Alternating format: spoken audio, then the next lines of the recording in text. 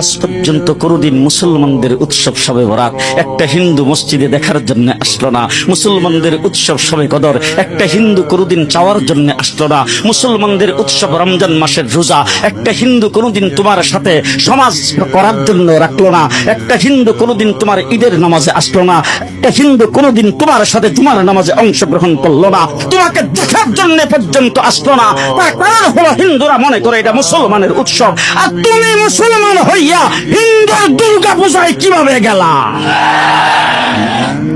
তোমার কি হয়ে গেল? তোমার কি লজ্জা শরম তুমি ধুয়ে ফেলে দিয়েছো? তোমার কি কোনো লজ্জা শরম নাই?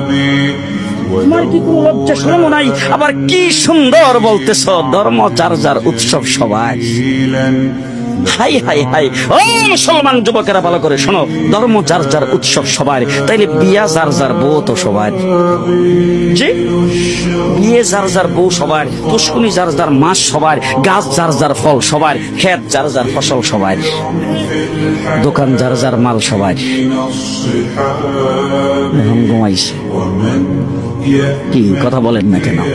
তাহলে আমার দোকানের মাল যদি আমার হয়, আমার ক্ষেতের ফসল যদি আমার হয়, আমার গাছের ফল যদি আমার হয়, আমার গাছের নারিকেল যদি আমার হয়, আমি বিয়ে করলে বউ যদি আমার হয়, মুসলমানের পুষ্কুনির মাস যদি আমার হয়, তাইলে ধর্ম যার উৎসব তার।